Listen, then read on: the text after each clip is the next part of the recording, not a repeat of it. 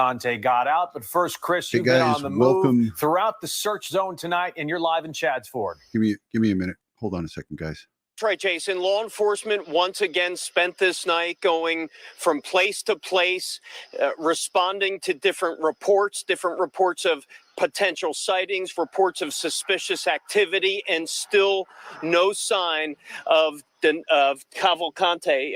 You can see behind me, take a look from our other camera right now. This is one of the areas that is Creek Road. This is just inside the search zone, Baltimore Pike and Creek Zone, Creek Road. Many roads are still closed in this area. Many state troopers still patrolling these residential areas as neighbors are on edge. Take a look at one of these responses from state police just about 90 minutes ago. They got a report of something in the woods along the train tracks, running along the banks of the Brandywine Creek. State troopers with flashlights went in deep into the woods, but it ended up much like other reports, no sign of Danelo Cavalcante. The last confirmed sighting was here about more than 24 hours ago along Chandler Road. A heavy law enforcement presence responded, and as the days wear on, the physical and mental tolls of these officers taking its toll. A police canine officer suffered heat-related injuries while working yesterday, and residents are noticing. A couple tonight showing up to a command post to bring search crews drinks to thank them for their hard work. Why'd you come out? Because they won't let us volunteer. It's the least I could do. Yeah. I really want to jump in the river with my canoe and find him myself, but they probably don't want us getting in the way. We want to help, but we can't. So it's super hot. It was a holiday weekend. These guys are working their tails off. The least we could do is buy some Gatorade. Nice people. As we bring you back out here live, we're in the southeast corner of the search zone right now. The manhunt still continues in the neighborhoods behind me. The search really beginning to take its toll. I spoke with one police officer here on the ground who's telling me now that over the past couple days, dozens of trail cameras, even more than that, have been placed on properties, on public and private properties, and hoping capturing some sort of image of Cavalcante. We've also learned they put out food in hoping to entice him, to lure him out to the outdoors where we can see them, where they can try to find him, try to squeeze him out. So right now, it is a week-long effort, and still no Cavalcante tonight, guys. All right, Chris, we have seen you and. So there you have it. Our good friend Chris O'Connell from Fox 29 and local Philadelphia in that area there. He's given live reports. He's been on the air. This is day seven of Danelo Cavalcante on the run. Broke out of prison, Westchester, Pennsylvania, just 7 days ago. And this guy has been on the run. Everybody in the neighborhood is up in arms over this because they don't know what to do. They don't know if they should send their kids out to school. But I wanted to just say a special thank you to the Patreon supporters, the channel members, and all of the replay viewers and the moderators who come in on all these chats. You guys are really what makes this a great place. I just wanted to play a quick little piece for you guys. This is from this afternoon, and it just gives you a good idea of the unrest in the neighborhood. Some of these folks, again, they have small children. They don't know what to do, to send them to school, not to send them to school.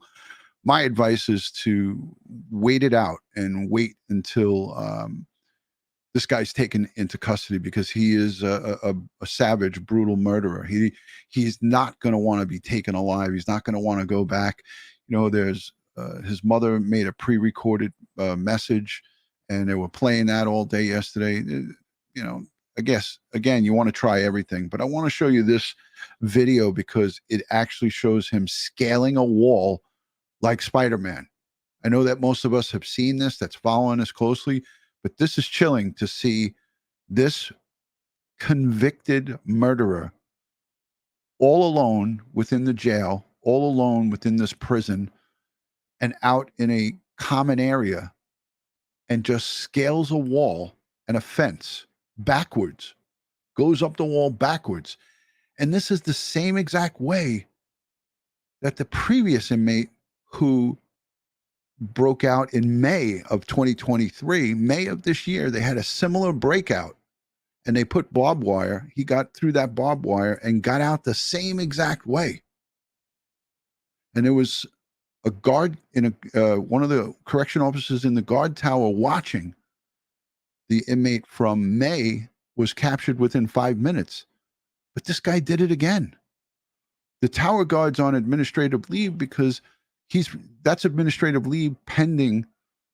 You're going to see and probably hear about him or her being fired. So let's let this play. You guys can see this. By a show of hands in the chat, how many people have seen him scale that wall? And he scaled it backwards. He didn't do it forwards. He did it backwards. So here we go. And I'll get to the questions. I'll get to the comments. This is a live interactive broadcast. Share and hit the thumbs up while we're waiting for this video to play. Please share and hit the thumbs up.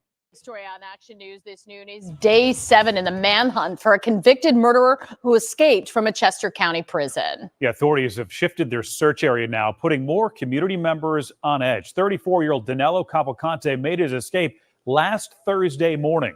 Action News has learned the inmate likely scaled up the prison roof and then jumped down to a less secure area to break free. Action News reporter Maggie Kent has been reporting on the search all week long. She's live now from Baltimore Pike at Creek Road in Chadds Ford with the very latest. Maggie. And Sarah and John, you'll notice that we moved south and east from that original secure location where they were hoping to keep Cavalcante contained in. He obviously has broken through that containment, and now we're here right along Baltimore Pike. We've also learned that some of the technology that's typically used in a search like this, looking for body temperature signals, is hindered by the weather, of course. It is just too hot for choppers to be able to pick something like that up. Helicopters to search high and low, hoping an aerial view will help them spot this fugitive. Troopers with long guns head into thick brush.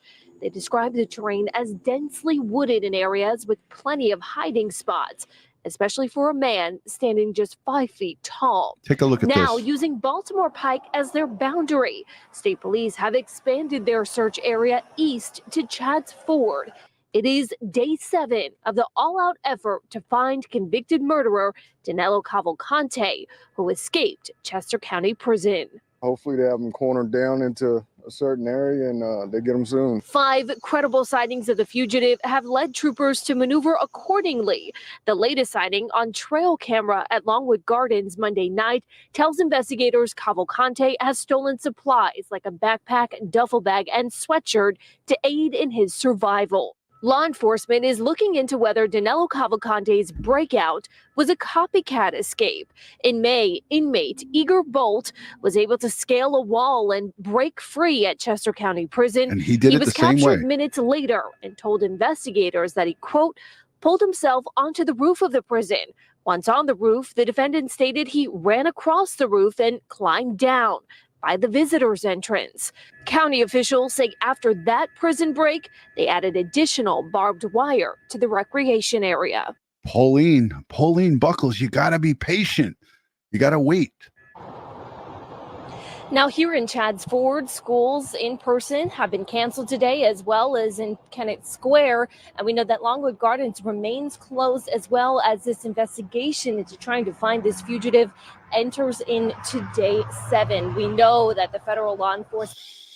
All right, Pauline Buckles, I know you can't wait to see this. They showed just a still of it there, but I'm going to show it to you, I promise.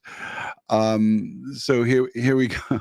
Here we go. This is you're making me laugh. Jacqueline because London officials say you're making me laugh because I know you want to see it badly. So here we go. This is the video that I wanted to play. Pauline Buckles, I love you. Cavalcante is the second prisoner to escape from Chester County Prison this year. And police have released new video showing how he was able to break out of jail. And you can see Cavalcante approach a small hallway right there before scaling up the wall. He then goes through the razor wire, across a roof, jumps a fence, and through more razor wire before he finally gets out. This all razor wire across a. All right, so there's a really clear video of this later on in this video, and it's right about here. So this is the actual without the glare. I'm going to play this for you so you guys can see it. Video released today shows 34-year-old convicted killer Danelo Cavalcante scale a wall. Prison officials say it was quick, too quick for guards monitoring video footage to see. From there, Cavalcante's convicted killer Danelo Cavalcante scale a wall. Prison officials say it was quick, too quick for guards monitoring video footage to see. From there, Cavalcante made. I mean, this is unbelievable that the guard in the watchtower in May of 2023 was able to detect. I mean, there's 2 layers. There should be more than 2 layers, but in this prison, it seemed to be 2 layers. The prison correction guards that are in the yard, that's the rec area, and prison guard / correction officer in the watchtower overseeing everything. And in this video, I'm going to let the whole thing play. You could see him get over the roof. You don't actually see him go over the roof, but you see him go over onto the other side to freedom. So, Amber, thank you. Thank you so much for that. Everybody, yeah, please hit the thumbs up. Said Cavalcante is the second prisoner to escape from Chester County Prison this year. And police have released new video showing how he was able to break out of jail. And you can see Cavalcante approach a small hallway right there before scaling up the wall. He then goes through the razor wire, across a roof, jumps a fence, and through more razor wire before he finally gets out. This all happened on the morning of August 31st. The warden says the prison was not locked down until an hour after he escaped. Then authorities started their search, I should say. Surveillance cameras in the area captured the criminal. And on Saturday, a residential camera caught him on the 1800 block of Lenape Road in Pocopson Township, just 1.5 miles from the prison. One of the next sightings, same 2 days later, from a trail camera near Longwood Gardens. The video shows him shirtless and carrying a backpack as he moves through a heavily wooded area. And that brings us to today. 7 days into the search, Skyforce 10 is overhead as authorities work to track down Cavalcante. And NBC 10's Deanna Durante is live in Westchester with the latest details. Deanna. Well, a series of. I want to just stop it there because people are on the internet. I've seen a lot of people say this, that the other guy that was in the frame was his lookout.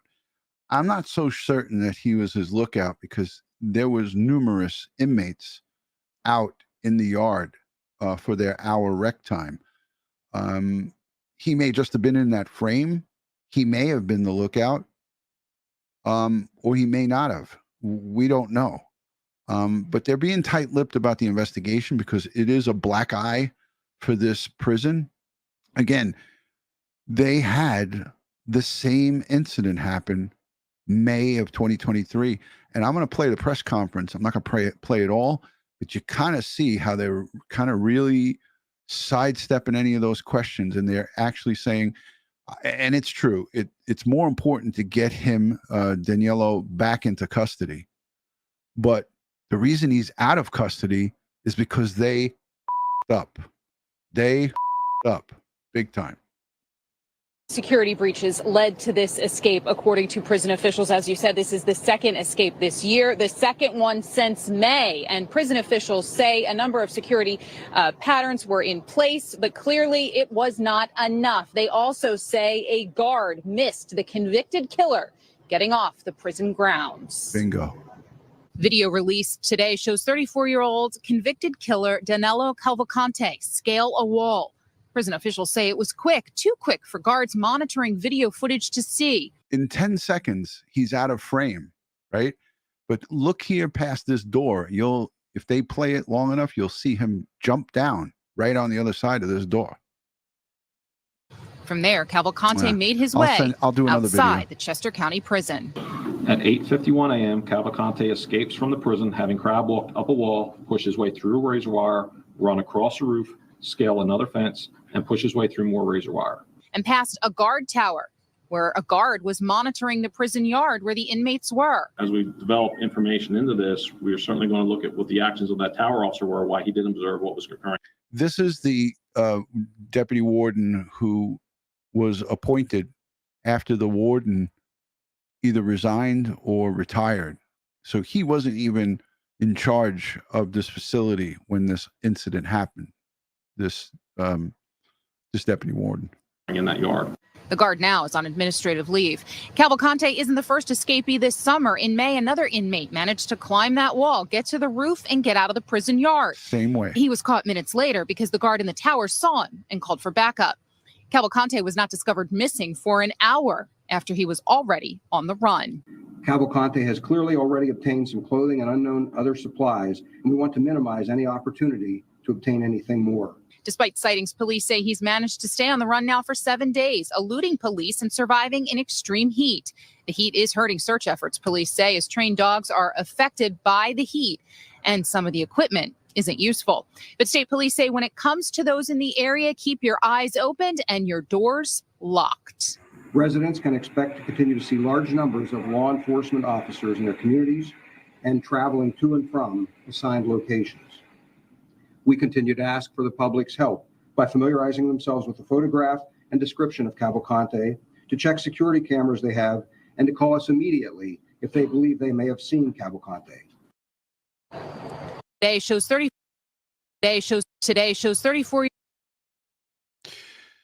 So it does look like something's bunched up in the back of his pants. Thank you, beautiful messy ball. Great screen name.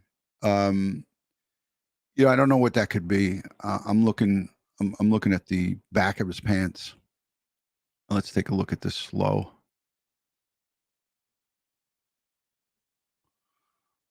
So I see something bunched up in the back here. Could be one of many things. But this is prison garb. This is, the standard white sneakers, prison, this is standard prison wear with the white shirt. But it could be something. It could be a towel. It could be, who knows? You could see it more pronounced there. Towel, another shirt, something. I don't think it's a map, but listen, it could be anything. It could be anything. We could all speculate and guess. Danelo Cavalcante. But that was a good catch right there. Scale a wall. Prison official. I counted 10 seconds it took him to get up that wall. Once he started climbing, it was 10 seconds. Police today shows 34-year-old convicted killer Danelo Cavalcante. 1, 2, 3, 4, 5, 6, 7, 8, 9. 9 seconds. He was out of frame. Amazing. Chester County Prison. At 8:51 a.m., Cavalcante escapes from the prison, having crab walked up a wall, pushed his way through razor wire, run across the roof, scale another fence, and push his way through more razor wire. And past a guard tower where a guard was monitoring the prison yard where the inmates were. As we develop information into this, we are certainly going to look at what the actions of that tower officer were, why he didn't observe what was occurring in that yard. The guard now is on administrative leave. Cavalcante isn't the first escapee this summer. In May, another inmate managed to climb that wall, get to the roof, and get out of the prison yard. He was caught minutes later because the guard in the tower saw him and called for backup. Cavalcante was not discovered missing for an hour after he was already on the run. Cavalcante has clearly already obtained some clothing and unknown other supplies, and we want to minimize any opportunity to obtain anything more. Despite sightings, police say he's managed to stay on the run now for 7 days, eluding. I just want to say something about these trail cam pictures from Monday, right? So this is a bag, a bag, like a gym bag, and he's got a backpack on as well. So underneath his right shoulder is this gym bag looking, looks to be like a small gym bag. Any kind of weapon could be in there from inside one of these vacant homes that people haven't gotten a chance to go back because they're probably petrified. A lot of these homes might even be seasonal homes, or people just in fear, left their homes and went to stay with somebody else. And if there were any weapons left behind, obviously a kitchen knife. I'm not just talking about guns. I'm talking about a kitchen knife, an axe, a hammer, a pistol. It could be one of anything, folks, any type of weapon. And then he's got the backpack, so you don't know what's inside those bags. So Managed to stay on the run now for 7 days, eluding police. You see it underneath his right arm. This bag here, once he puts the shirt on, Police say he's managed to stay on the run now. And now you see it here. So could be a lot of different things inside those two bags, the backpack and the gym bag. For 7 days, eluding police and surviving in extreme heat. The heat is hurting search efforts, police say, as trained dogs are affected by the heat and some of the equipment isn't useful. But state police say when it comes to those in the area, keep your eyes open and your doors locked. Yeah, I'll say. I would be concerned about more so of him jumping on one of those trains, those freight trains that come through, the cargo trains. It's almost impossible for the police to monitor each and every one of those. And now they're paying closer attention to them now, but he had a good 6 days before at least we were up onto that local police, the state and the state police are monitoring the trains that are coming through. So it's a huge intake by this local police, state police, federal partners. No matter how much help you got, you can't be everywhere, so he could be long gone, or like in the Gonzalo Lopez case, he could be hiding and waiting. And he could have a phone. He could be making communications. We now know that he has family close by. Family ties are here. And I hope to God that state police and the investigators are all over those families, watching them, keeping a close eye on them. Residents can expect to continue to see large numbers of law enforcement officers in their communities and traveling to and from assigned locations. We continue to ask for the public's help by familiarizing themselves with the photograph and description of Cavalcante, to check security cameras they have, and to call us immediately if they believe they may have seen Cavalcante.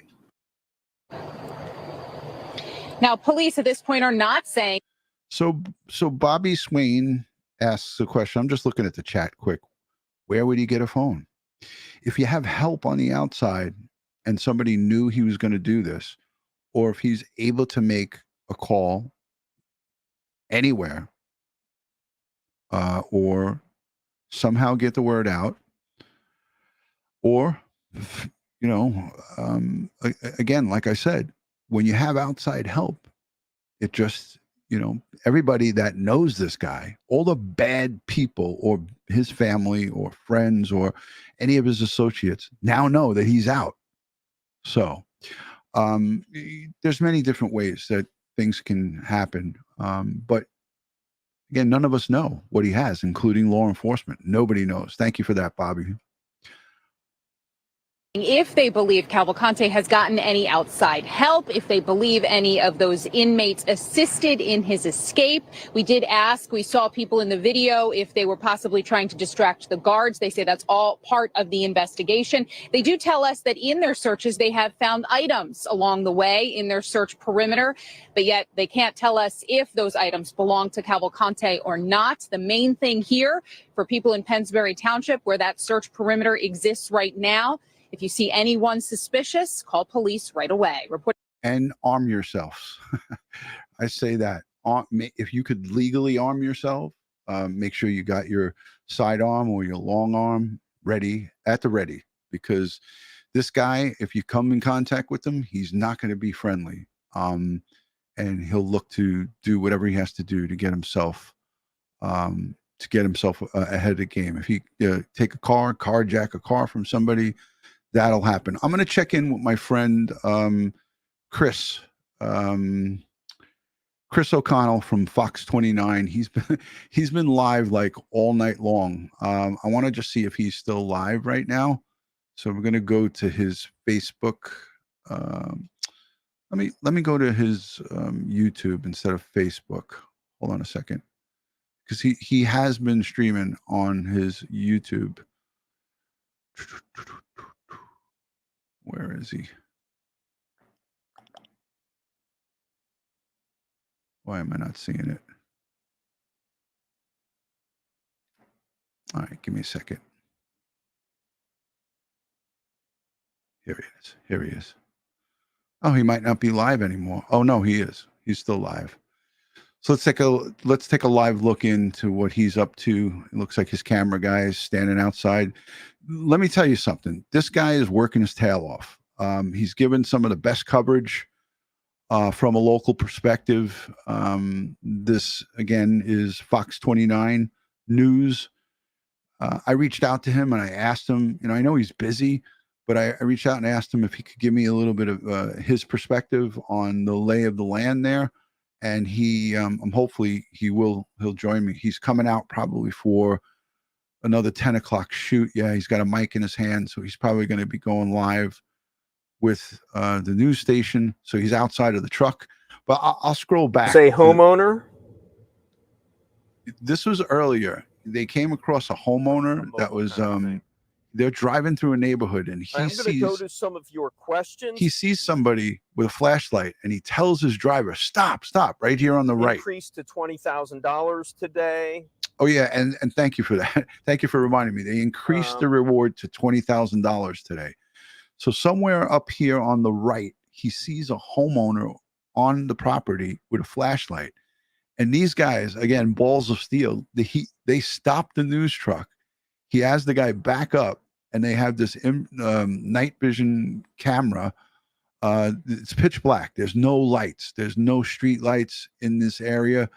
And he stops the news truck, and because he sees the guy with the flashlight, and he's like, stop.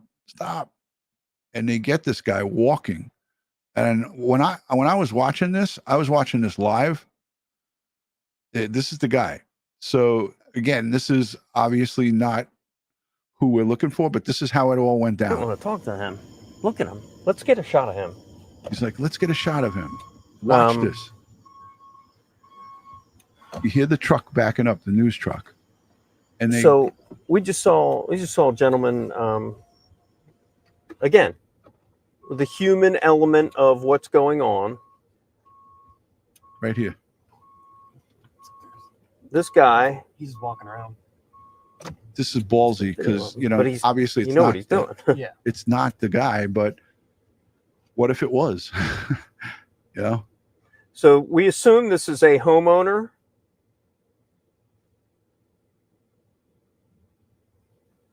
Searching a property. Yes, Lexi, he did.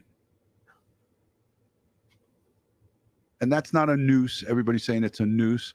But I thought this guy had a gun in his hand, but it looks like a flashlight. Is that a flashlight? Yeah, it's a flashlight. So he said, is that a gun or a flashlight? It's just a guy checking out the property, keeping everybody safe. So these are homeowners, probably neighbors, keeping elderly neighbors safe, keeping his property safe. We don't know what this guy was up to. But he was up to good. He was doing the right thing. Mm-hmm. Anyway, you see gentlemen cruising the neighborhood with a flashlight. Maybe he's looking for the $20,000. Maybe he's protecting his neighborhood.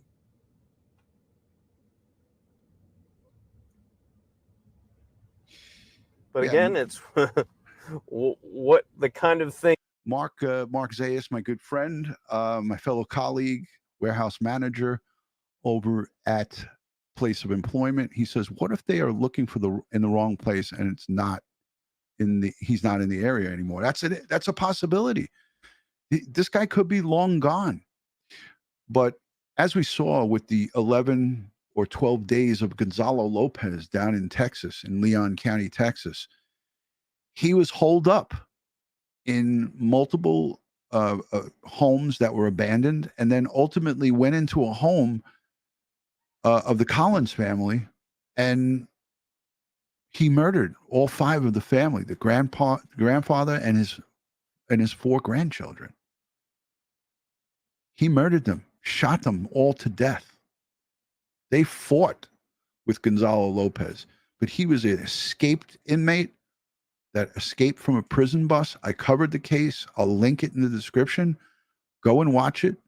And I played the memorial service for the Collins family. May they rest in peace. They were brutally murdered by Gonzalo Lopez. 11 days he was on the run.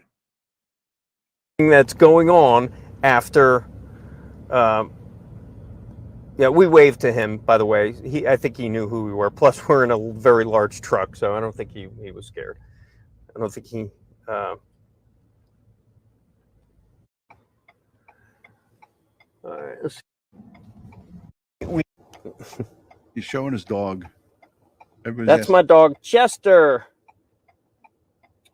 And the reason why I... and thank you for asking for Chester. He's my man. And the reason why I brought Chester up, because let me reiterate, there was a law enforcement canine who was injured yesterday because of the heat exhaustion. Chester. And that canine is hospitalized still at this point. So, you know, as a dog lover, and I know a lot of you are as well. If you don't love animals, there's something wrong with you.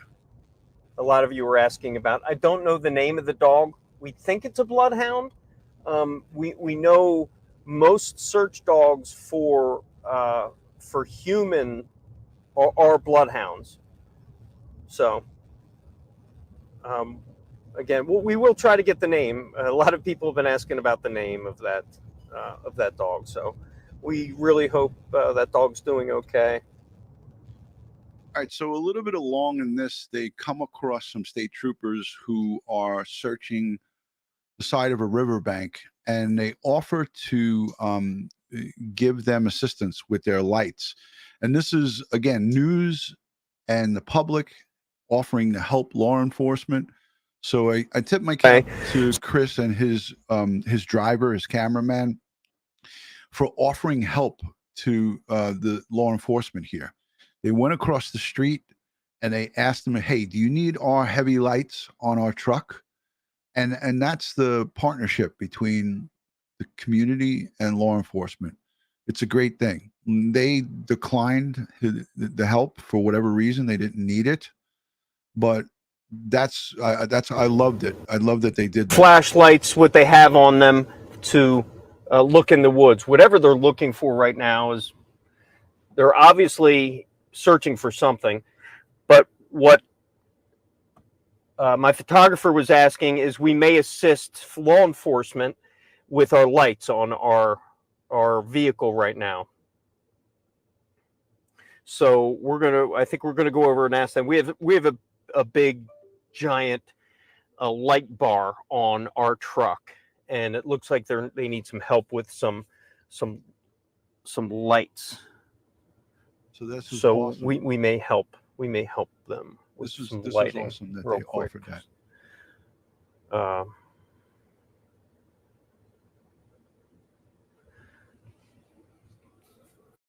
But I'm going to have to pot that in flight. I want to just go back to this earlier because I will keep my eye out on. You could see them when they first pulled up. They're walking along. Here, what do we? There. So this is a bridge, and there's water down below. Yeah, he also has another state trooper. So that's what they've been doing. So state trooper here on Baltimore Pike, right on the top of the Brandywine Creek. And here, what do we sing here? What's going on here? Hold on. These are train tracks now. For some reason, these officers got out of their car. 3 state troopers got out of their car with their flashlights and started looking here. So I wonder if they found bear with us. You're discarded looking at this items. Live. State troopers going into looks like they're looking on the banks of the Brandywine Creek. You'll also see another officer on the bridge of the Brandywine Creek with his flashlight. I'm not going to move the camera right now. I'm going to keep it on these guys.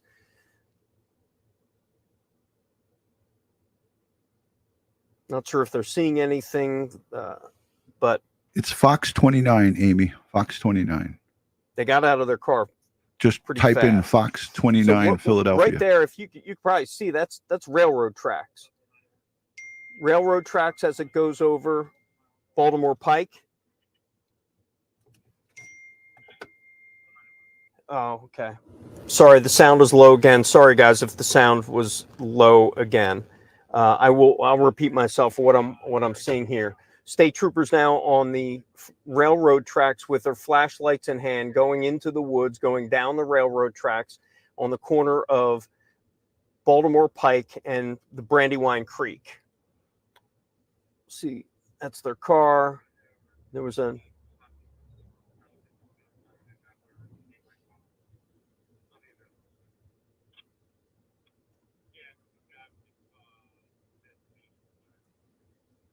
now another state trooper showed up. And now he's positioning. So I'm not sure if we're seeing the beginning of a response for a sighting or just the normal search, but we haven't seen this.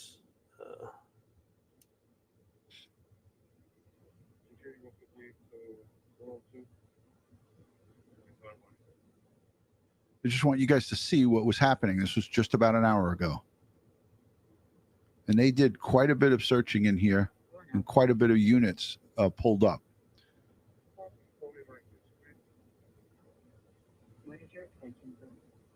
So I also want to reiterate, you may be seeing this in black and white. You probably are.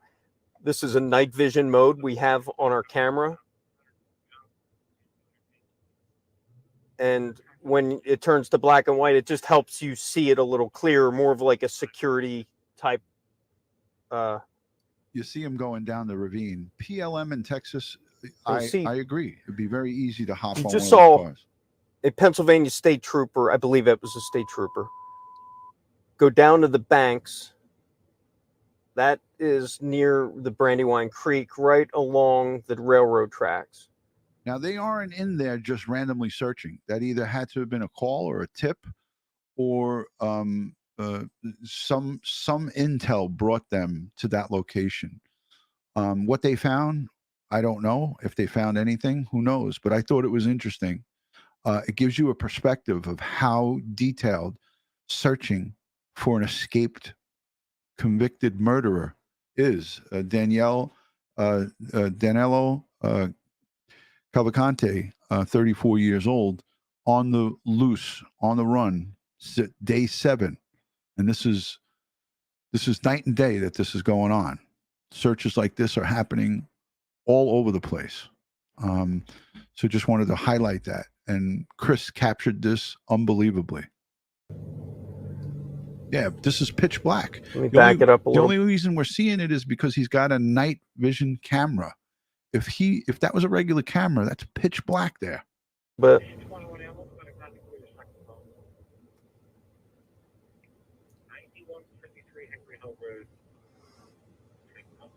guys, make sure you hit the thumbs up, share it on your social. Someone said it's a perfect place to hide. I tell you, there's a lot of perfect places to hide here. Fox 29 Philadelphia, I'll link it in the description.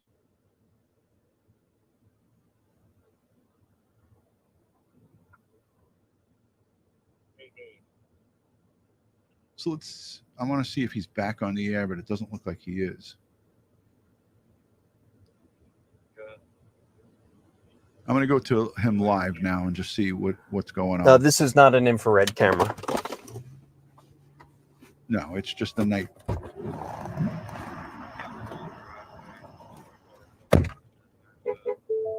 He's out of the car. All right.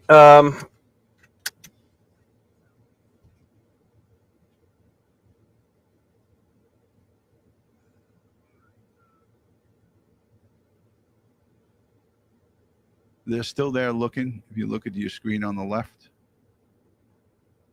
Trying to listen to some recent police scanner activity.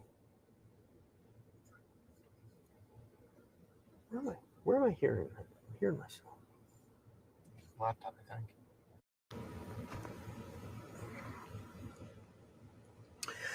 The freight rail line that runs right through the search area is a concern because that would be a clear path away from law enforcement, away from the search.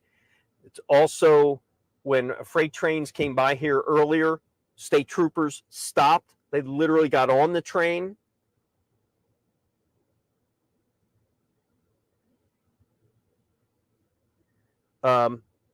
DutyRon, thank you for getting with me. I want to respond. I got your email and I appreciate the offer. Oh, shit. Let's try to connect.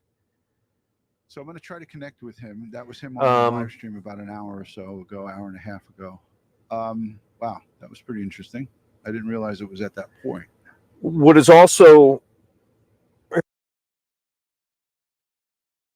come out, I think they were the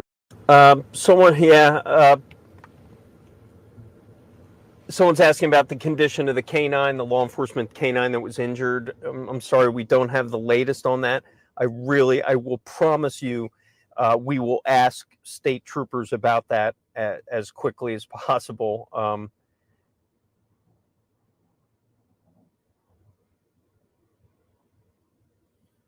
And we actually did ask. They were talking about bringing our live truck since we have some lights. We did ask them just now, and they said no, not right now. But we're on standby if they need our lights to light up this little area where they're searching right here. Once again, we're along Baltimore Pike, right over that is the Brandywine Creek right there. As a matter of fact, there were police officers called to the Brandywine Creek, the creek itself today because of some people, but it just happened to be kids playing in the creek. They thought there might have been a sighting. You're seeing photographer Aaron Sachs right now heading back to the scene.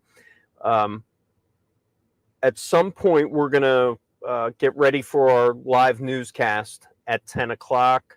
So we're going to have to kind of cut off. We'll keep the feed hot, but I'm wondering if he is recaptured, will he go back to the Chester County Prison? This is Chris live. That question now. Hasn't been answered yet, but I really am interested. Chris, he will not go back to that prison. I can guarantee you. I'm going to put it out there right now. I'm going to tell you this right now. If captured alive, Danelo Cavalcante will not go back to the place where he escaped. If I'm wrong, I'll tell you I'm wrong. If I'm proven wrong, I will come on and I will say I was wrong. But I highly, highly doubt it. By a show of hands, who feels that they would be or have the audacity to put that prisoner, that convicted two-time murderer, back in that unsecure facility that two people escaped from in a year's time? May of 2023, some guy got out, as we played in the news piece, and was out for 5 minutes, thank God, but that was 5 minutes too long. And now this guy, there's no way in hell. In that, since they've had not only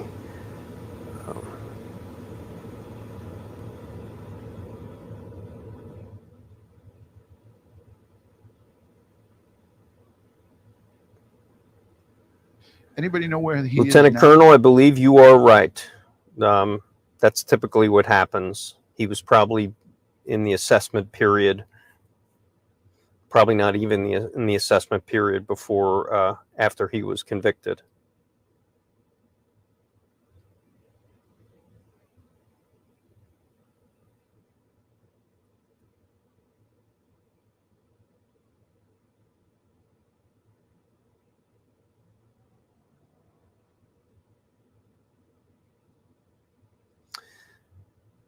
Christian, no, they will take him to another facility. I would hope they will. when that question was asked, it was not definitive. Okay, they won't go back. All right. Didn't definitively Trust you answer guys. They won't anything. go. They didn't answer anything definitively in the press conference.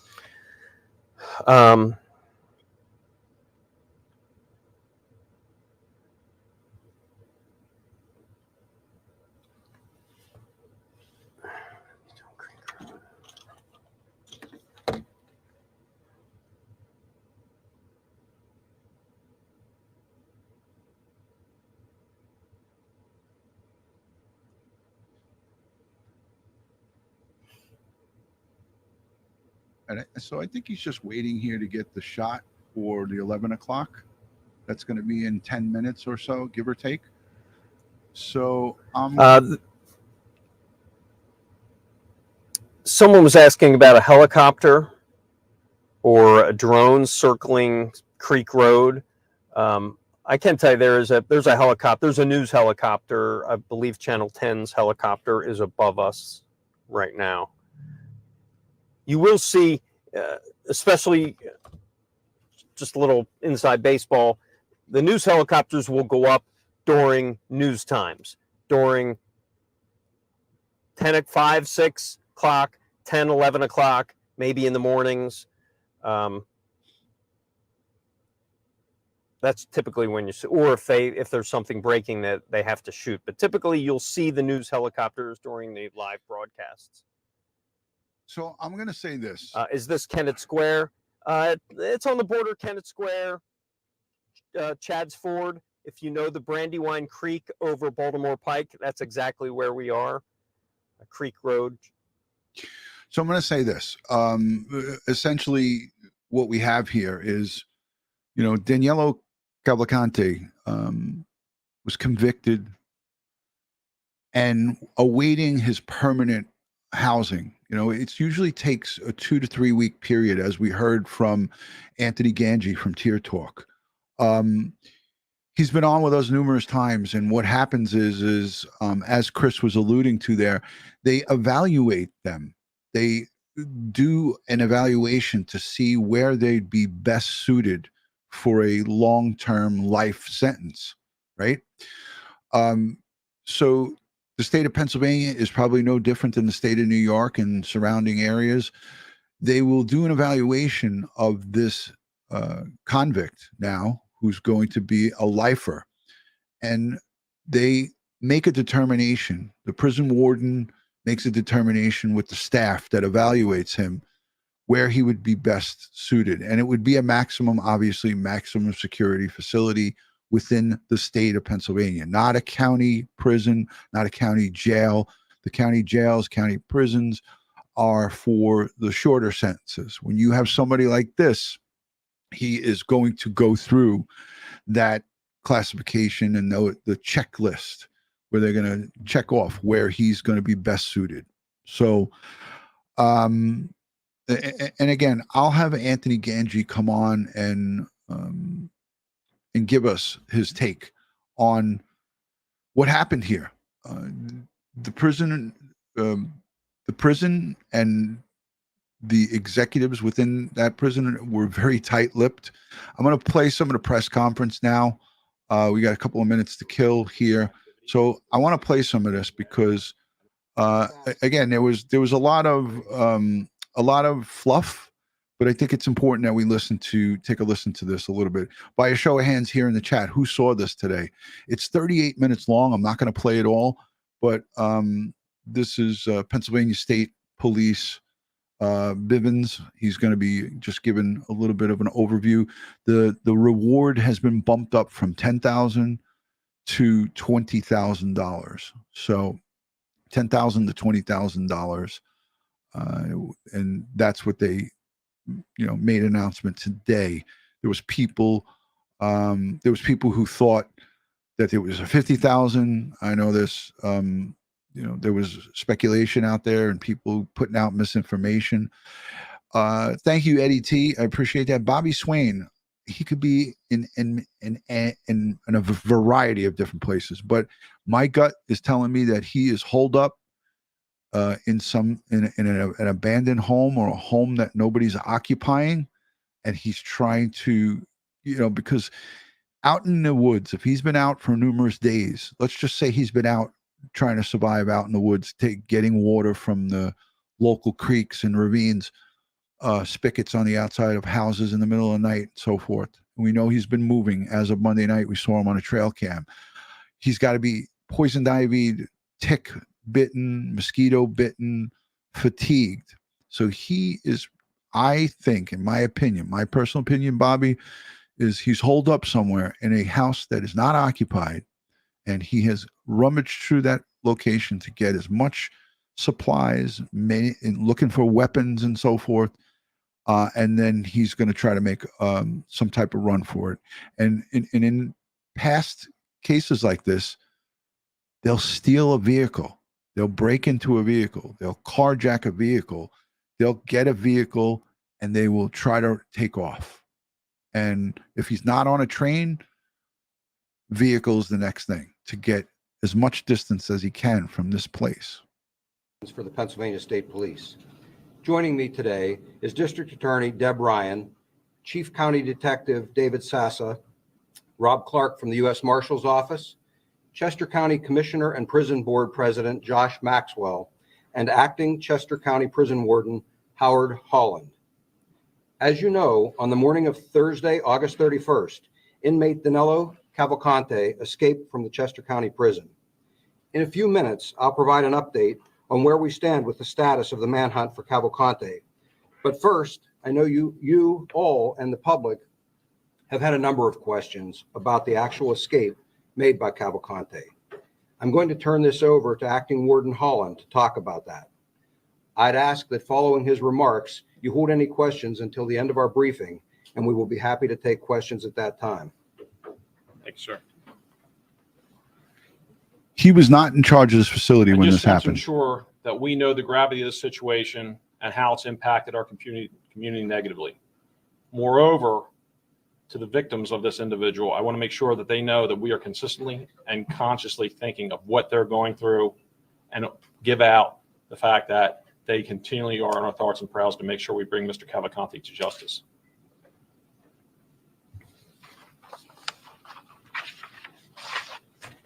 So good afternoon. I am Howard Holland, the acting warden of the Chester County Prison. Acting warden. I'm here today to provide preliminary details of the escape of Danelo Cavalcante.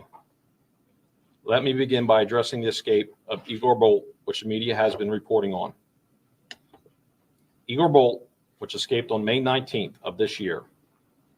This escape was similar to the methodology of the escape by Cavalcante, and the escape by Igor Bolt allowed the prison to identify a deficiency in the exterior exercise yard where the escape occurred.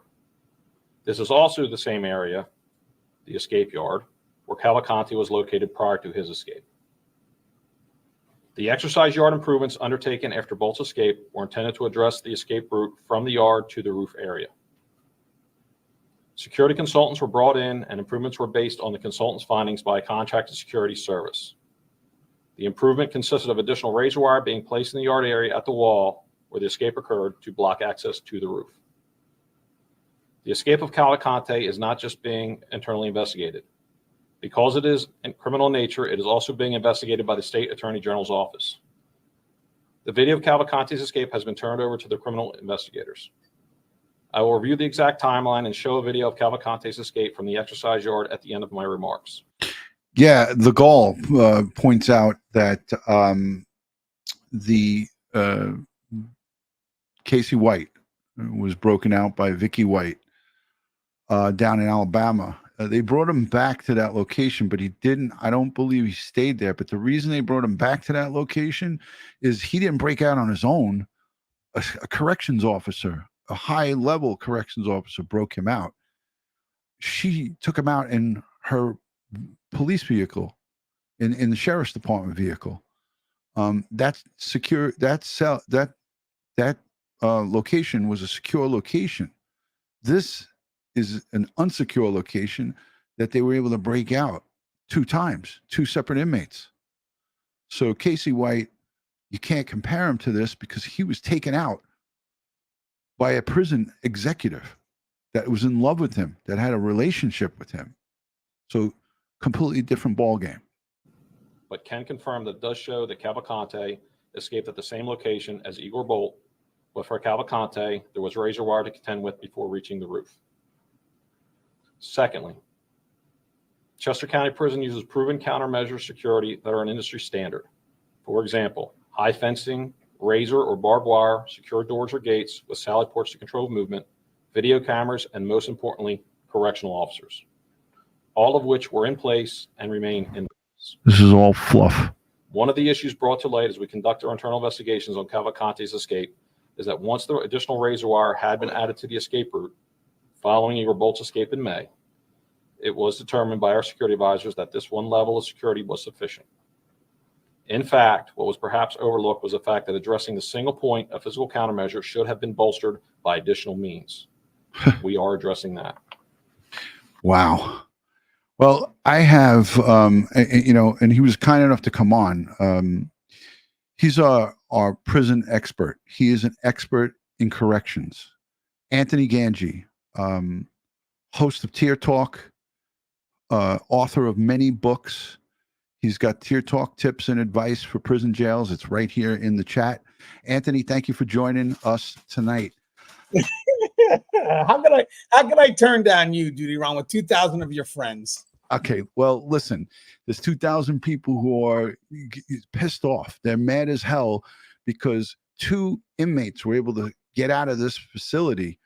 I don't have the answers for it, but this deputy warden here is going over all the measures that they took to counter the previous escape. And here we are, fast forward from May to September, well, August, the end of August, and Danelo Cavalcante, a 2-time murderer, convicted, gets out. Did you see any of this, Anthony? Did you see any of this on the news?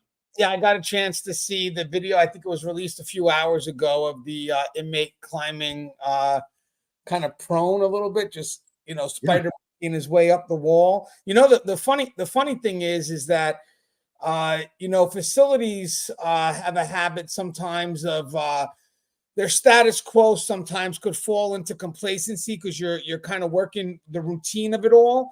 And sometimes when you're doing stuff that's strictly routine, unless someone's there to kind of wake you up once in a while, you fall back into what's complacent and possibly just efficient, but not always effective. So it doesn't shock me that, something happens a few months ago and then, we're on alert and we're running high. And then a couple of months later, the facility falls back to what could be prior practices. I mean, that's it. Well, let me ask you one thing though. When you have a high, this is a guy who just was found guilty of murdering his girlfriend in front of their kids. 38 of her kids, stabbed her multiple times, killed her, and fled his home country of Brazil. Is here illegally, came into Puerto Rico, got a fake ID, came back here into Pennsylvania, and commits a heinous murder. And now he comes into this facility, this jail, this prison they call it, and he's able to pull this maneuver. I mean, Anthony, I'm just shocked. I'm shocked, and I want to play this part of him scaling this wall again. And then we're going to go to the news at 11 o'clock. But look at this. He did this in 9 seconds. 9 seconds up the wall.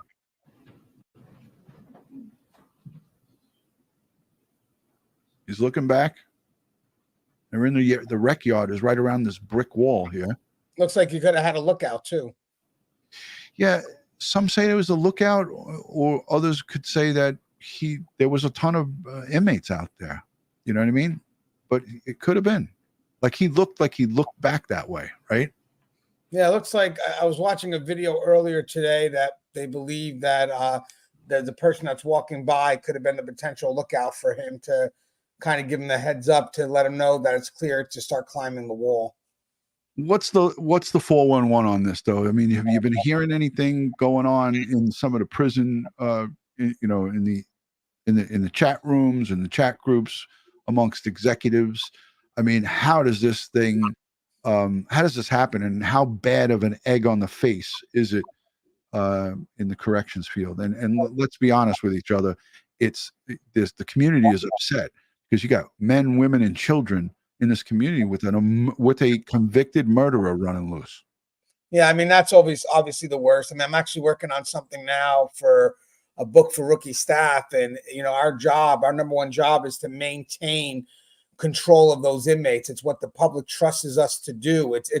It's funny because it sounds simple, but it could be extremely complex, because I think when we see stuff like this, we also have to take note that, I'm sure that obviously we could be doing. Hold that for a second, Anthony. This is going to be a short piece. I just want to listen to Public are alerted. Our Steve Keeley is looking into how Cavalcante got out.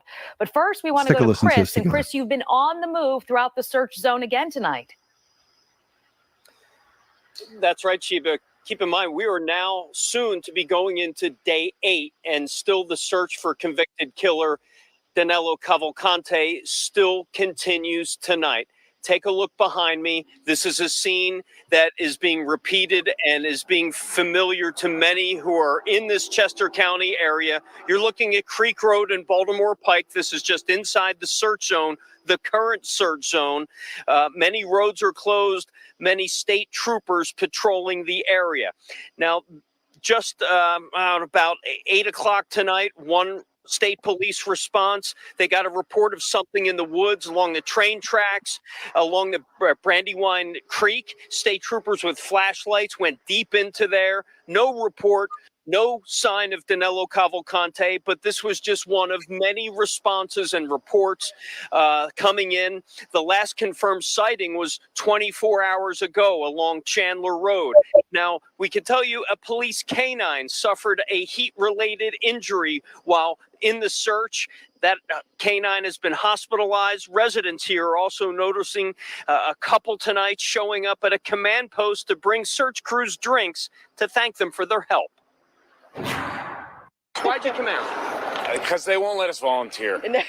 It's the least I could do. Yeah. I really want to jump in the river with my canoe and find him myself, but they probably don't want us getting in the way. We want to help, but we can't. So it's super hot. It was a holiday weekend. These guys are working their tails off. The least we could do is buy some Gatorade. All right, so we can tell you the search area has been expanded. An estimated 300 homes are in that search area.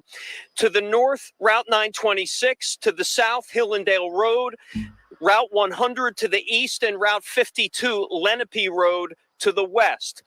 As we bring you back out here live, take a look at one of those electronic signs they put up here in the last 24 hours, reminding residents here to remain vigilant, to stay aware. They're also getting some, let me show you this. This is an alert notice from a reverse 911. A text or an email, depending how you sign up, is just once again alerting folks in this area to be careful, with a hotline number to call if they see anything suspicious. We could also tell you, Sheba, that dozens of trail cameras have been put along the perimeter of this search area over the last 24 hours in hopes of finding Danelo Cavalcante. You can hear the Chris, helicopter I'm trying to in the recall background. the last sighting. It feels like it's been many, many hours at this point. Law enforcement, they do believe that this fugitive is still in this search zone tonight? As far as they know, they believe he is still inside the search zone. Nothing is giving them any reason to believe he is outside the search zone. To answer your question, the latest confirmed sighting was last night on Chandler Road, about 1.5 miles from here. And that was about 7 o'clock at night. That prompted a huge response, but it prompted no sign of Cavalcante. Yeah, just so perplexing. So it's been more than 24 hours now. Chris, thank you. We want to get to Steve Keeley now. He has more now on Cavalcante's escape. Steve, a lot of people want to know, how did this happen? Here we go, Anthony. Yeah, and it's hard to believe that in just 9.5 hours, it happened a full week ago. at 8:33 in the morning last Thursday as we go into this Thursday morning. That's incredible. Chester County prison surveillance video showed how Danelo There's the guy on Cavalcante the right. escaped. It was after 8:33 in the morning during inmate exercise time. At 8:51, while other inmates are seen around the corner from the door to the exercise yard, Cavalcante, at just 5 feet tall, was able to put his hands and feet against the two walls leading to that prison door and climb up onto the prison roof. From there, it was over to a prison yard that, for some still unsaid reason, was not being watched like it was supposed to by a guard in a prison tower, who did not see Cavalcante on the roof or jump down from it and then over prison fences with razor wire on top. Prison officials realized an inmate was missing at 9:45, and at 9:50, the prison was put on lockdown. 10 minutes later, the public escape siren sounded and the 911 call center notified. On May 19th, another inmate had also got up on the roof the same way. But that time, the tower guard did spot him, and the inmate was caught within 5 minutes. And then after that, extra security measures were added. In the escape of Cavalcante, the tower officer did not observe nor report the escape. The escape was discovered as part of the inmate counts that occurs when inmates come in from the exercise yard. While we believe the security measures we had in place were sufficient, they've proven otherwise, and we move quickly to enhance our security measures. Near where so many roads are blocked off, the crust is rising, but business is falling off here at Lenape Pizza. The tables are empty as getting here to eat dinner isn't as easy as it was before a killer escaped the prison a mile away. And as the escape surveillance started to be seen on their phones and televisions, the prison's neighbors were not so happy to hear a prior escape had happened the same way just on May 19th, and somehow not prevented from happening again. Somebody in the prison must have known, and someone in the prison must have not done anything and turned ahead. They let it happen again and again. Is this worse than embarrassing for the prison? It should be. They should be ashamed of themselves. It can't happen again. It cannot happen. So after you watch the 11 o'clock news and you turn off your TV and you tuck your kids into bed, imagine living out here for another night, another sleepless night, where one homeowner told me, you can bet we're going to enhance our security measures a whole lot better to sleep at night than that prison did. Sheba? Just so disappointing that folks are going to sleep another night and he's still out there. Steve, thank you. We will continue to bring you updates on the manhunt, both on air and online. Check fox29.com and Fox29 mobile app for the latest information as soon as. So, Anthony. Yeah, I got a couple of things. So real quick. So one thing is the two individuals that, I wish I could go on my canoe and find the guy. I think they misunderstand how dangerous these individuals are. I mean, that's just a stupid remark from the individual. So now, obviously, before I don't like to throw blame out or discredit the system because we don't know what the situations were. I mean, again, I'm not doing an effort to provide an excuse, but you have to realize something. When you lock people down and they are backed into a corner, they can become extremely innovative. Now, granted, the sad thing is that, yes, a similar escape happened prior, and, the tower cop was there. But this time around, there could have been distraction. It could have only been one person manning the tower, and they could have been distracted looking at something else. This person could have waited for that distraction and then started climbing up the wall. I mean, we do have facilities. Correct me if I'm wrong, Anthony, because from what I was listening to there, they said that they didn't realize that he was gone until they did the count. Yeah, right, that's what I'm saying. So, so there's concerns with that because obviously the amount of inmates that you let into yard should be kept under control. You should know how many people are in yard and how many people return. So obviously there's going to be some complacent habits in the return side of the yard, right? Like, so basically we let out 20 inmates from my unit. I only got 19. I'm calling back the tower cop and I'm searching that yard immediately because I don't know where my inmate is. I need to know exactly where that inmate is. So there's got to be definitely some communication from the housing unit to wherever that next location would be. And then obviously on the return, you would also announce, however many inmates coming back your way. Now, granted, yards can be a very heavy movement. They can be a mass movement, but each unit should be aware of how many inmates they have let out into yard. And then on the return, they should be able to check to make sure that all those inmates have returned, because again, you got to secure the yard, but really you should also make sure that the housing unit has the right amount of inmates, because obviously, you know, that's just communication between the tower and but I also wanted to mention something else with this. I want to mention the procedure. So granted, I'm assuming they discovered that he was missing during their next official body count, which is usually towards the end of the night. You know, so they probably had some day yard, and at the end of the night, they do an official count before they lock everything in. And then what's going to happen is they notice that there's going to be a missing inmate. Then they're going to do another count to confirm. It's more of a stand-up count. It's definitely an official count. Whatever unit is affected. So let's say I'm calling right now, and hey, my count's off by 1. It's funny because I just did this thing on inmate counts just now. Right. I'm off by 1. I'm going to need a supervisor for assistance. And what they're going to do is they're going to send a supervisor, and it becomes an assisted count.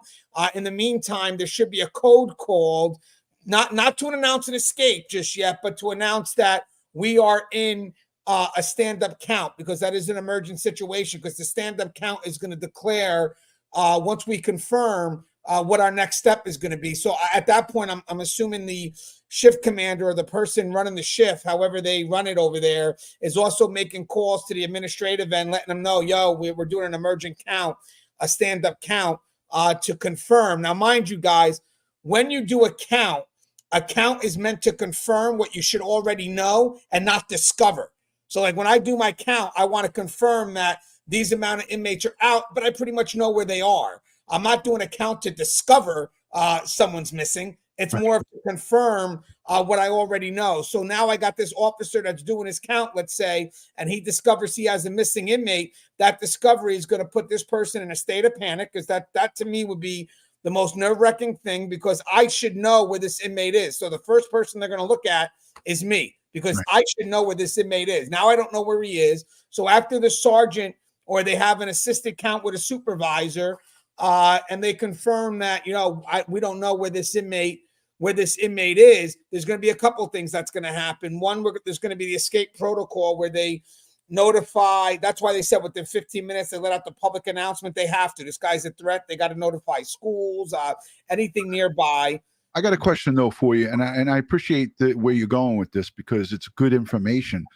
But do you agree that it's in the best interest of the Department of Corrections here, the jail administrator? You know, there's this deputy warden who has taken over since this incident has occurred. Do you agree that today and in previous press conferences, when questioned and pressed by the media, they said we are more concerned, and I agree with this statement, we are more concerned about getting Danelo Cavalcante back into custody than talking about what the failures were. There will be a time and a place for that. But, however, because of what happened just in May, just a short time ago, the very same exact situation happened, the same exact location. That inmate got out, maybe not exactly the same way he climbed.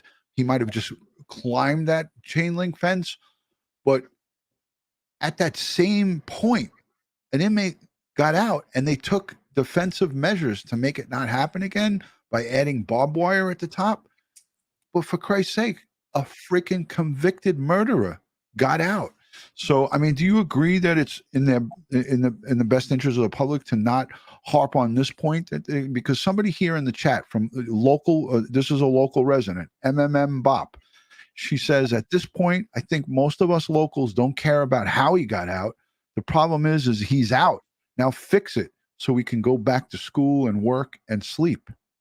Right. So first off, this is a great question, because I know recently I did a video, guys. If you get a chance, we had an officer named John Durham that was killed out in Indiana, and I love what the sheriff said. He said something where, listen, we know that there's some failures here, understaffing and stuff, but we cannot negate the responsibility of, in this case, the inmate that did the murder. So in this case here, you know, you really got to be careful of the facts that you release out too soon, because one, there is still a sense of public trust.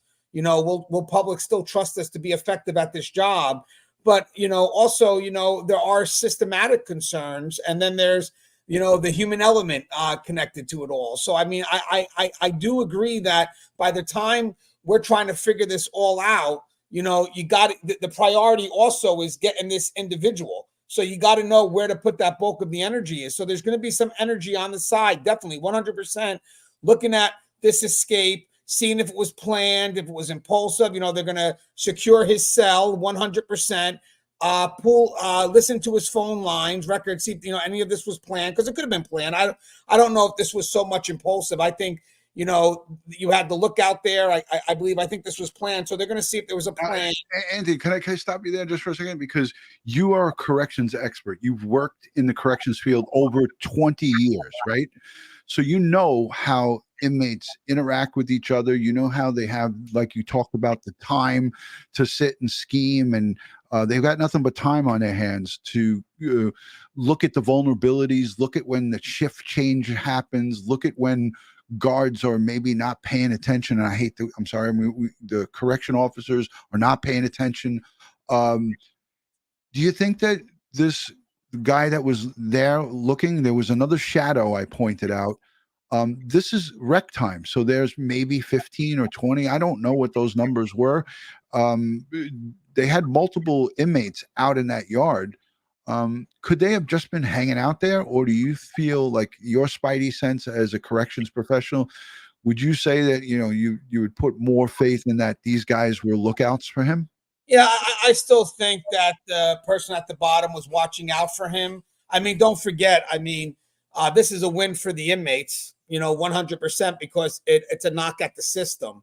So, basically, this is the one job we have, and, inmates will cheer that escape because, again, it's a defeat to the system. So, but I also want to say something with the efforts made here. There should always be an equal effort, obviously, to discover what the concerns are, because you still have to maintain a lockdown facility. So if I know that I have an escape and I have yet to identify how this escape happened, or, whatever it is, I'm going to keep the facility locked down until I can confirm what the concerns are. And then once I feel they've been negated or whatever it is, or I've been able to isolate the incident, then you slowly start to reintroduce the facility to proper operations. In the meantime, when you're locked down, you're still doing medical, still, feeding them in their cells. But until you identify what the actual, how the actual escape happened, whether it was planned, is this the only person that's involved in it? Because I will tell you right now, if I had the means to do it, I don't know how many people were in that yard, but the investigation would probably include an investigation of all those inmates in the yard, which means each one of them would have been put in some level of temporary close custody to see if any one of them knew exactly what was happening, or if any one of them was involved. So I'm assuming the right thing right now from the investigative division is to identify everyone that's been in that yard, and within the means that they can, separate them from everyone else, including each other. And let's have the investigation where we start interviewing all those inmates, because they are either compliant or they're potential witnesses. Correct. And that goes on internally, and that's obviously actively going on, and probably has gone on already. MMM Bop, who lives in that general area, she says, "Don't get me wrong, guys. We do care that they secure the prison. Obviously, there's other dangerous inmates there. There is not a full fence all the way around that prison. There's a soft side, and that's a problem." Now, this is coming from a resident, someone from the outside that has observed this as a civilian, as a concerned citizen, concerned resident of that community. She's simply saying that we all know that there's a soft side to that prison. We got a lot of explaining to do. Yeah, it's funny because if the public sees it, then the people that are there 24 hours a day not only see it, but know how to take advantage of it. That's one of the things that I want to make sure people are aware of. I'm not a big fan of attacking the system. I do believe the system works, but don't forget the system is run by us, and we are vulnerable. Yeah, we're human. We're vulnerable. We could be negligent, complacent. We could make mistakes. It's not perfect, but I will tell you one thing, though. If there's a routine vulnerability, and inmates see that routine vulnerability, they will go ahead and act on it. And the sad thing is, once they're out and let's say they escape or whatever happens, whatever advantage they can get from whatever this routine vulnerability is, we will be Monday night quarterbacked as if that vulnerability is something that we should have always been aware of. And I think a lot of people from the public don't understand one thing, and I would love to get it out here. Maybe I could, maybe we'll get some agreement. And again, this is not to negate our level of responsibility, but just to provide a perspective. What I think sometimes the concerns are is when we Monday night quarterback, we don't take into account how innovative people, when you take away someone's resources, the more resourceful they wind up being. And for inmates like this, when they observe something and they act on that vulnerability, it's innovative. Now, don't get me wrong, this facility is going to get hit hard because they just had escape where it's like, hey, you should have known better, step up. And now the problem is they don't really have an excuse to fall back on. It's not the first time it just happened. But again, when you have inmates that are extremely innovative and we're judged as if we think like them, because when I come into, I want to give one last thing, just to give guys perspective. When I come into the prison, right, when I work, mind you, I only have 8 hours, if I'm lucky, to be inside that facility. And the rest of my time, I'm home. So my focus really is, once I'm outside the facility, I'm really not trying to think about it. I'm home with my family, you know.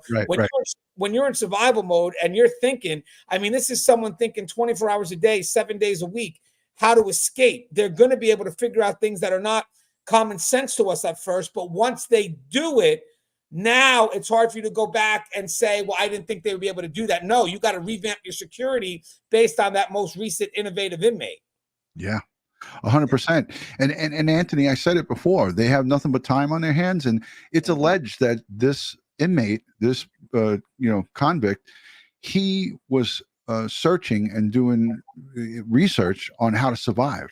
Survival searches, I guess, through his tablet or through however you talked about this on many live streams about all the things that they're afforded. You know, there's that table tablet, there's a tablet that they might get, there's all different kinds of things that are afforded to them, and I think that should be something that should be looked at. And I know it's all about rights and all that, but I don't want to get into that. I want to play.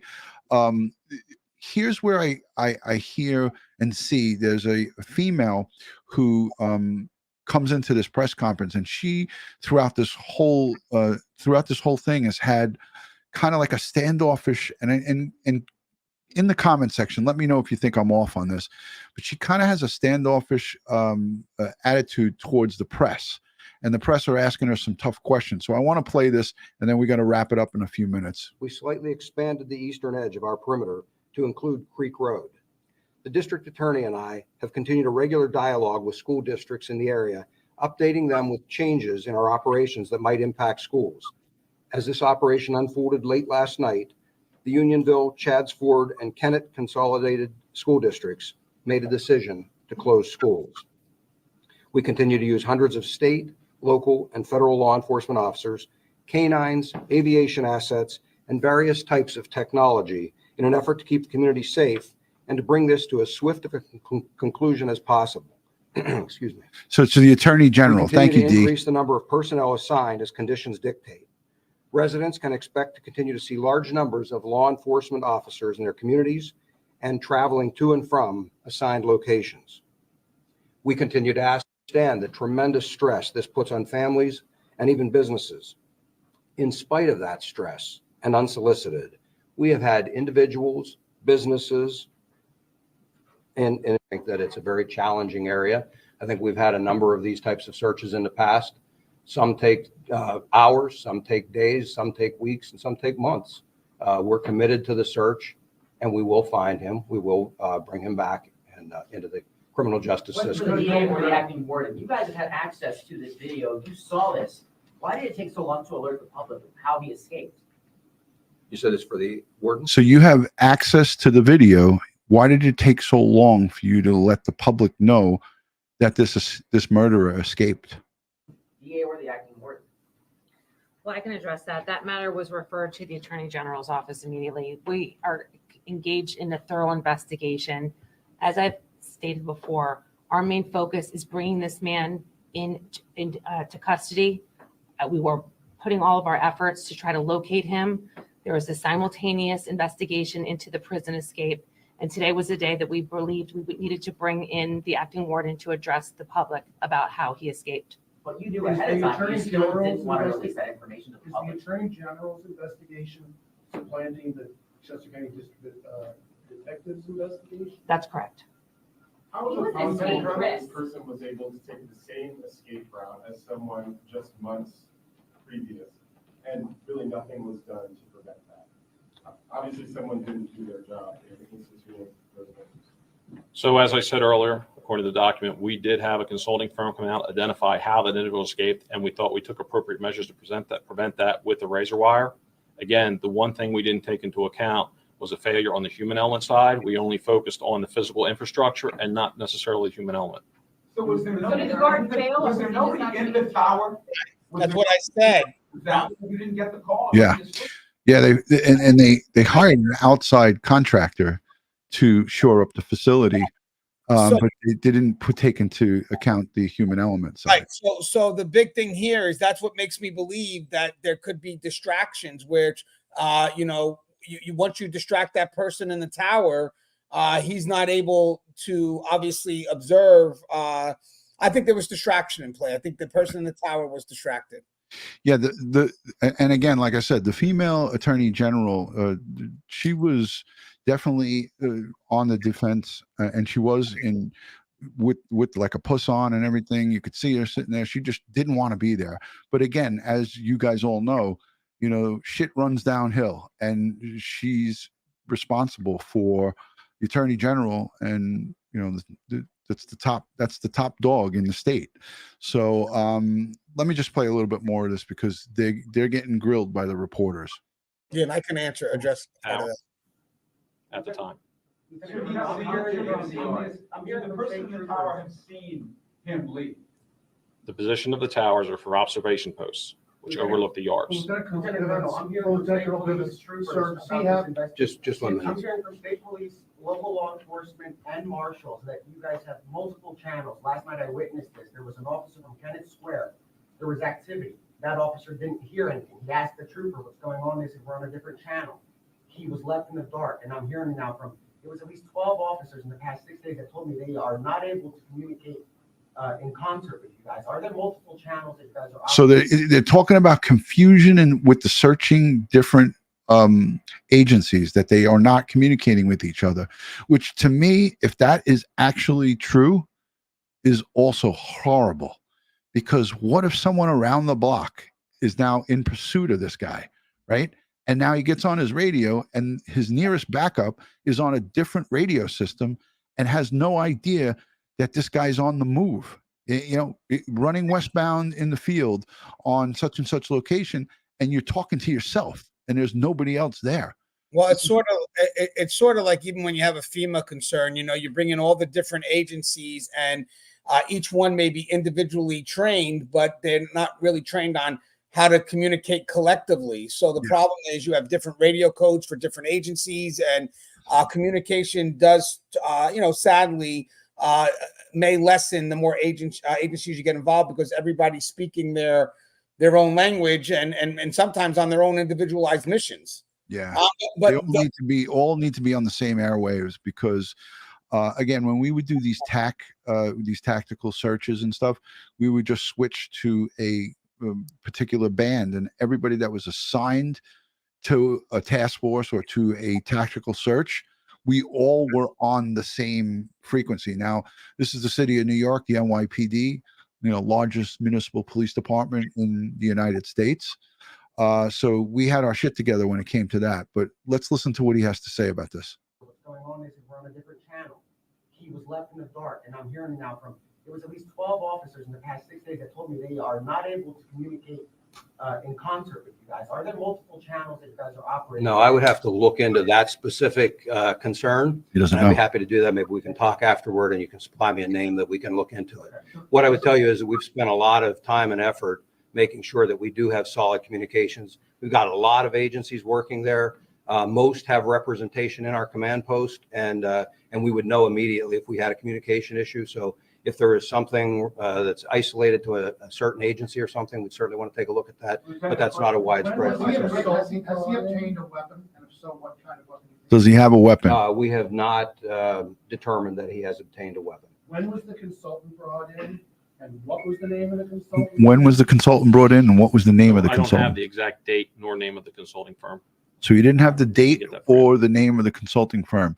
I can understand not having the name of the consulting firm, but the date, I think I would know that right off the top of my head. But this is just me being critical. You're at a press conference, and Anthony, you know that the press is going to throw as much shit at you as possible. They're going to ask you all the different questions. That's a matter of not being prepared, in my opinion. Yeah, you were. Well, no. So, I mean, I don't know if he's a new warden. Maybe he just stepped on the scene. But you know what? After the last escape, they would probably have a consultant, but they would also have an internalized audit to. But know the dates, because they outlined it. They fed this to the news during this presser in the beginning of this. They talked about the preventative measures. You would think in his notes he would be like, "Oh, hold on, let me just review my notes." All right, the escape happened May 19th. We corrected it on June 12th. Yeah, it also makes you wonder, if you don't know the names, did you read their reports? Because that's what's going to note the concerns. Right. So that answer was bad, but I want to mention with the AG. So obviously, here's the thing. I obviously very connected to our AG. So the thing is, they do lean on the prison management to kind of understand the operations of the prison, and then they become our voice. You know, I mean, that's really what it is. They become our voice. Right. But when there's an active investigation, they got to be very careful that they don't let out information that can compromise where things are going. I mean, you know, you could have negligence in which the individuals involved will be removed. You could have corruption. So I think when they are facing questions from the public, they have to balance out two things. They have to balance what I can let the public know, because we want the public to be made aware.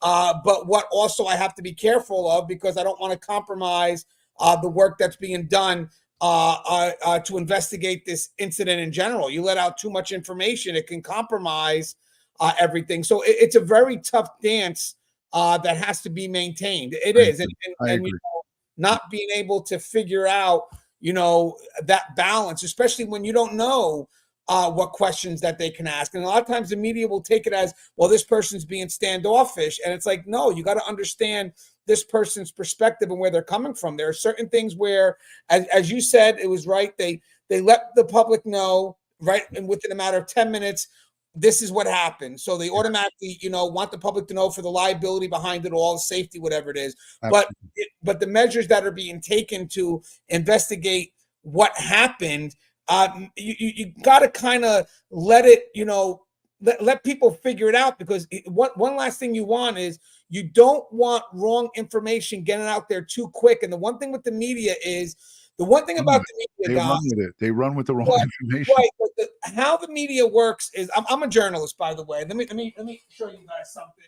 So before I got into corrections, I was a journalist. So I'm very familiar. You know, I'm very familiar. Their job basically is to be the first with the story, which causes them to kind of run on everything and then either try to validate it afterwards or make apologies when it doesn't make any sense. And then us, the people that are the ones that are giving out the information, has to say, yo, you got to slow it down. But we need to know, no, you got to slow it down, because if you release it, right now, 5 o'clock. Sorry, Anthony, go ahead. One thing, you're asking questions that we're not ready to give out, because again, at this point, we don't know, and we're trying to figure it out. And second thing is, you're going to run it. Like that question where they talked about the communication between the radios. Well, let me mention one last thing with that too, because that matters. I get that the higher up you are, you may not know very individualized concerns. Like, I like what he said. It was a problem with one agency. I'm not aware. Let me find out. You know, that's fair. But you know, when they ask the question, when the person goes, I'm not aware, and they go to still attack it, it's like, hold on, guys, because this is unfolding in real time. Just like you're trying to figure it out, so are we. You know, they're considered heroes by the questions they ask, and we're considered inadequate because we can't answer some of the questions. It's not that easy sometimes. Absolutely. And I thank you for that perspective.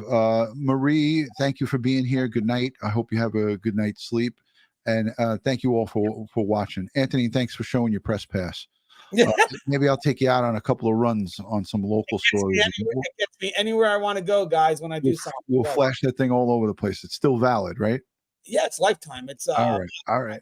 You're a lifer. All right, let's play this. This is from later in the day today. Hunt for an escaped inmate from Chester County. Authorities say there have been even more sightings over the past 24 hours. The convicted murderer broke out from Chester County Prison last Thursday. Tuesday night, Rick is Osprey Hall is joining us. The big story on Action News is the intensifying search for the prisoner on the run. Yeah, we know that just last night he was actually seen on a Longwood Gardens trail. Action News reporter John Paul live for us in that area in Kennett Square with the very latest on what we're learning tonight about this manhunt, John. Yeah, Gray Shari, I am standing a lot farther south than we would have been this time yesterday. The search perimeter has changed. It was that way. Now they're coming this way because of a new sighting. I want to switch over to show you from Drone 6 this is great. What searchers are dealing with right now. We've got the drone up in the air, and this is the kind of area that they are focused on right now. We've got cornfields. We've got thick area. I mean, look at this shot. This is what news is this? I think it's ABC 6. These guys did a phenomenal job, and this is the reason I highlighted this piece is because they're showing the terrain, and this is not giving up any trade secrets, but this is what we're working with here, and it's a combination of this cornfield stuff like this, and thick brush in the background. It's just unbelievable. So I'm going to just put it back, and this is the news reporter, and then the guy just operating the drone. So let's let this go. With right now, we've got the drone up in the air, and this is the kind of area that they are focused on right now. We've got cornfields, we've got thick areas of dense wooding, and if you look off toward where that ridge line is, you'll see a helicopter there. That's a state police helicopter. They have really been focused on that area over the last 20 minutes or so. They were over our head a little while ago. They were playing a recording of Cavalcante's mother pleading for him to give himself up. But in the last maybe 15, 20 minutes, this area you're looking at on your screen has become a hotbed of activity after he was spotted last night nearby. After 6 days on the run, police say Danelo Cavalcante slipped up last night. Early this morning, we were notified by security at Longwood Gardens that they had trail camera photos taken on their property, which appear to be Cavalcante. These are the pictures that captured the convicted killer. First walking northbound at 8:21 p.m., then about an hour later at 9:33, walking southbound. Investigators immediately shifted their search to include the 3-mile radius around Longwood Gardens, now encompassing an area south of 926 and even south of Baltimore Pike. The pictures also revealed some important clues. The photos confirm that Cavalcante has not changed his appearance, but also that he has obtained a backpack, a duffel sling type pack, and a hooded sweatshirt. But the new sighting begs the question, how did he manage to get through the perimeter manned by hundreds of law enforcement agents? The state police touched on that today, saying the terrain seems to be helping the killer hide. Obviously, I wish we would have been able to capture him without him getting through that perimeter. But all right, let me answer this question, and thank you for the super chat, Shannon. And I saw this. I was going to get to this right after this news clip. The governor of the state of Pennsylvania has to request the National Guard. It has to go through channels. The local PD, they have to make that decision whether they need to deploy the National Guard. But right now they have the U.S. Marshals, which is the best. They are the best at tracking down individuals that are on the run, whether it's an escaped inmate or somebody who is a fugitive from justice or has, felony charges and is jumping from state to state and is all over the place. The U.S. Marshals are the premier branch of law enforcement that can find people, and they're out there, searching for this perpetrator. Let me say thank you to Amber. Thank you to Amber for the $2 super chat. Thank you to Lauren for the $10. She says, people scaling walls. It hurts my knees, sneezing. Scott says, notice his shoes are Velcro, no shoelaces. Thank you for that super chat, Scott. And yeah, we'll ask Anthony about that in a little bit. Lisa Penn, thank you for the super sticker. JC, DutyRon, amazing show as always. You always go above and beyond. Well, thank you. I appreciate that, JC. Pamela, thank you for becoming a YouTube member. We appreciate you and welcome to the family. Robbie from Australia, he says, hello, all great folks. And also, it's Erica J says, can they not activate the National Guard? There's another question. I just answered that one. Erica, thank you for becoming a new member. And Shannon, I think we got everybody. Anthony, what about the shoes? Any thoughts on that? Well, it could have security measures. If he was close custody, they may not allow him to have shoelaces, so Velcros tend to be a little bit more safer. Again, attempts to self-harm, but I think that would be more so it. I think that the Velcro shoes are a bit safer than giving the inmate shoestrings. Also, I want, if I can comment on something, when you work with multiple agencies, we would think that would be more effective or efficient, but sometimes, not all the time, but sometimes we also can get in the way of each other, which tends to slow down the process. So I think, as you said, you got the U.S. Marshals. I mean, that's the team right now for me that would be good to take the lead. Right. But start bringing in other departments. Sometimes it could slow it down because at that point you could have people just jockeying for credit. Right. And that could always, like we talk about checking your egos at the door. When you have multiple agencies, it's kind of hard to check your egos at the door. They have the FBI, you have U.S. Marshals, you got the state police, you got local police, and you also, in the beginning of this thing, there was some local search and rescue volunteer groups who are getting involved as well. Let's let the rest of this piece play because I think it's important for everybody to take a look at the terrain, and then I'll let the rest of us go, and then we'll say our goodbyes to everybody. Cornfields. We've got thick areas of dense wooding, and if you look off toward where that ridge line is, you'll see a helicopter there. That's a state police helicopter. They have really been focused on that area over the last 20 minutes or so. They were over our head a little while ago. They were playing a recording of Cavalcante's mother pleading for him to give himself up. But in the last maybe 15, 20 minutes, this area you're looking at on your screen has become a hotbed of activity after he was spotted last night nearby. After 6 days on the run, police say Danelo Cavalcante slipped up last night. Early this morning, we were notified by security at Longwood Gardens that they had trail camera photos taken on their property, which appear to be Cavalcante. These are the pictures that captured the convicted killer. First walking northbound at 8:21 p.m., then about an hour later at 9:33, walking southbound. Investigators immediately shifted their search to include the 3-mile radius around Longwood Gardens, now encompassing an area south of 926 and even south of Baltimore Pike. The pictures also revealed some important clues. The photos confirm that Cavalcante has not changed his appearance, but also that he has obtained a backpack, a duffel sling type pack, and a hooded sweatshirt. But the new sighting begs the question. How did he manage to get through the perimeter manned by hundreds of law enforcement agents? The state police touched on that today, saying the terrain seems to be helping the killer hide. Obviously, I wish we would have been able to capture him without him getting through that perimeter, but it is also not shocking. It's dark, it's a large area, and not to make excuses, and it's just difficult terrain. Today, police have intersections blocked throughout the area along Baltimore Pike. We also saw them going door to door. Neighbors being told to lock their doors. And one delivery driver we spoke with today says that his van has been searched and his customers are worried. There's a lot of people really on edge about finding this guy. That's what. You're back out here live with Drone 6 over the search area right now in the Kennett Square area. We're on Dogwood Drive. Our drone is over a farm field. It's actually owned by Longwood Gardens. You see that helicopter. It's a state police helicopter off in the distance. They've really been searching that area. We've seen a lot of flashing lights and cars driving in that area as well as they continue their search. You know, one of the other problems is the thick undergrowth. They talked about that today in the news conference. They said that thick undergrowth, when they start walking through it, they lose sight of each other. That's just how dense this search area is. And you can see from Drone 6 just what a wide area it is that they have to search. Also, 2 school districts have ended up canceling classes today because of this manhunt in the area. But the police did say this. They say They have been keeping up the pressure on Cavalcante. And that's one of the reasons that he moved. They say that's a sign that it's working. They're going to keep putting that pressure on until sometime he's caught. So that's the idea here. They want to squeeze him tight. They want to get him fatigued.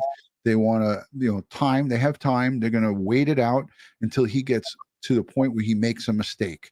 And that's what they're waiting for. And hopefully he is within that perimeter and they can keep track of him. Listen, this is not an easy task. I want to send all of my support to the folks there in Pennsylvania, to the local, state, and federal authorities who are looking for this dangerous escaped murderer. Danelo Cavalcante. It's getting late. I'm getting weary myself. He is 34 years old, 5 feet tall, convicted of murdering his girlfriend here in Pennsylvania, and also was wanted in Brazil, 2017, brutal murder there. This guy is a really dangerous person. Anthony, I want to thank you for your professional expertise, for the men and women who work behind the wall. It's a difficult job.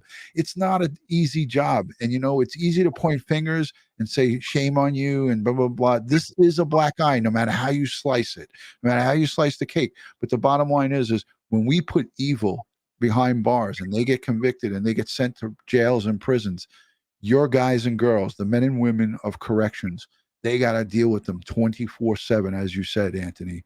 And I can't thank you enough for it. I want to get your final thoughts here. Yeah, I thought this would be a good thought to share to kind of give you an understanding of how the prison operates real quick, just in general. We're very, we have to be very compliant with policies and procedures. That's kind of like the evolution of our successes and failures. And throughout our time, that puts fail safes in play. But granted, those fail safes are there because we know there's going to be human error.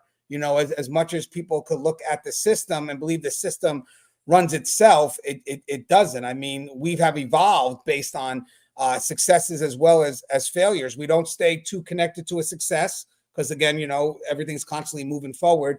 But we also try to make our failures a teachable moment. Sad to say, unfortunately, our failures have severe consequences. But I want to mention when inmates look to take advantage of the system, they look to see where there's the least amount of fail safes.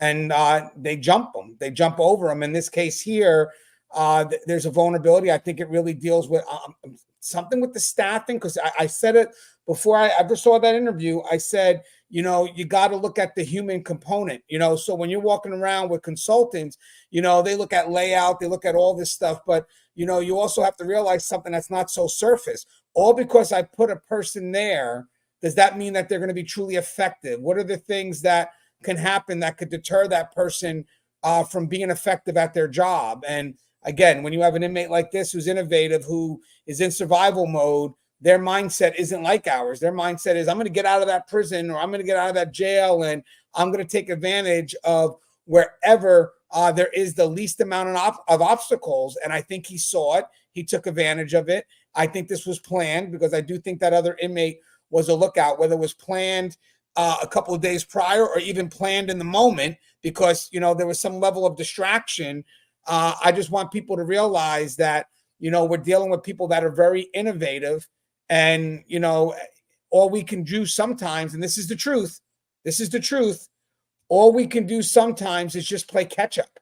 Yeah. I'm being honest with you, catch up. 100%. Well said, Anthony. And I want to put this up because this is important as well. If you have any valid information, don't call this tip line just to be a jokester and send law enforcement on a wild goose chase. If you have any information, here's the tip line. I've linked this in the description.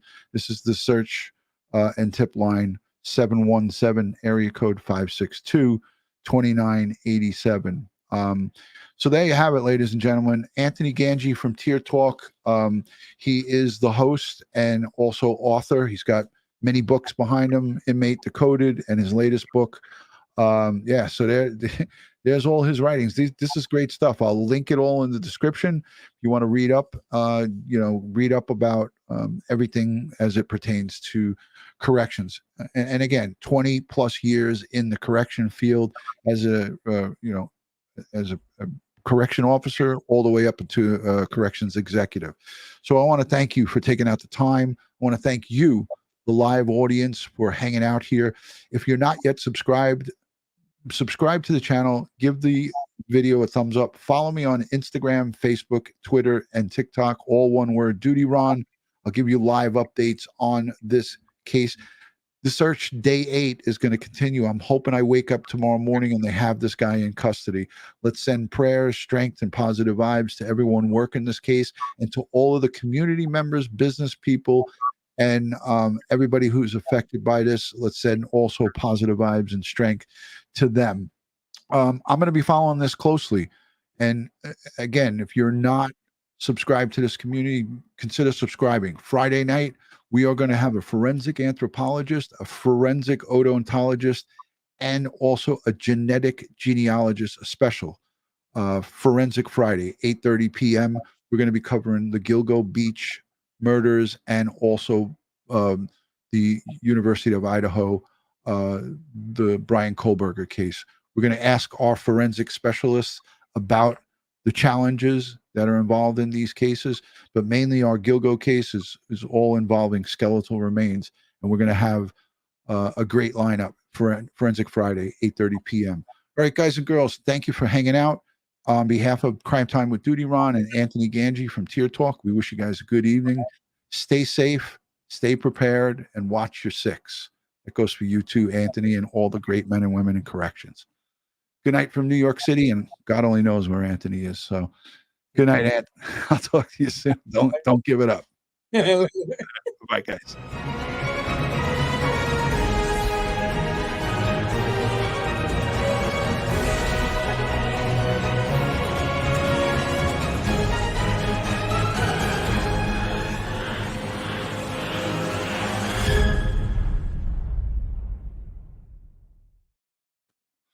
It was a forensic anthropologist, not a proctologist. Thank you guys all. Good night.